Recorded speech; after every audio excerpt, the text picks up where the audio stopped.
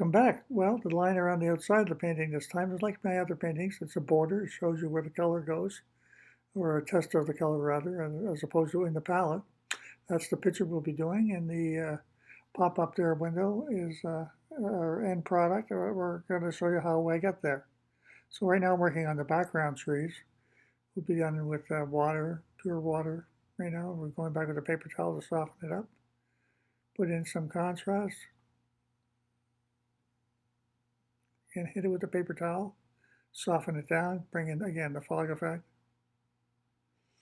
Next we'll do the midground trees.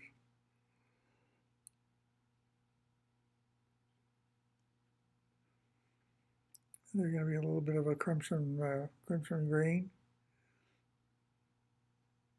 nice and fluffy. Again, pure water, paper towel, soften it down. I have the painting going at double speed here, just so we don't have to spend too much time just watching me, you know, doing the obvious with the trees, making them bigger and bigger. The technique I use for this type of tree is much the same I do all my paintings. Just gets wide naturally as a Christmas tree gets wider at the bottom, but I go back and forth, sort of like a little scribble or a dance. I sometimes tell my students just dance your way down the tree. You don't make it perfect because we don't want it to look like a photograph, so it's going to be rather independent on its own. As it gets darker and darker to the bottom, I'll be filling in a base with some brown later.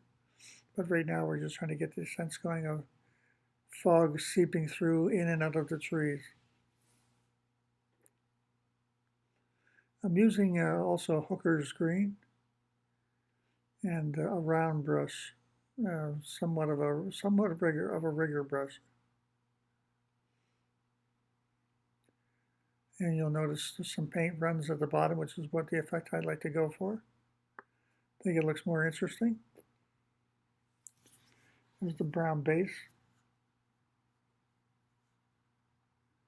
And you quickly move through it. Even though this is sped up, you could probably appreciate the fact that it moves along quite quickly.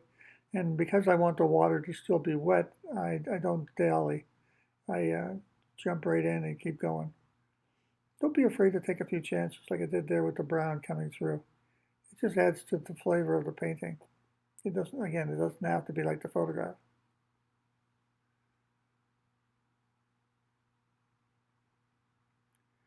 And it's late on a Thursday afternoon here. It's very quiet. The gallery's quiet today, so I'm able to sit down and put together another one of these demonstrations. I like the way this is adding up here now, nice and loose. It's a great style if you're working outside because it's loose and fast, and you don't have to worry about the sun moving. I work in my gallery here and typically paint in the window. Makes it interesting.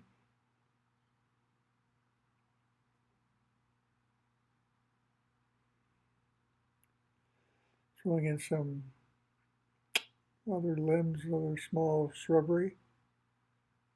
It's a messy forest floor, that's for sure.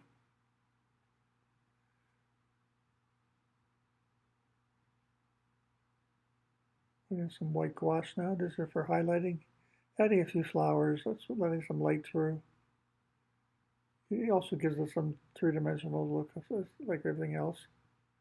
But I use white gouache quite regularly. I'm splattering it here. But white gouache is a great tool to use. I recommend all my students have that. And that's about it.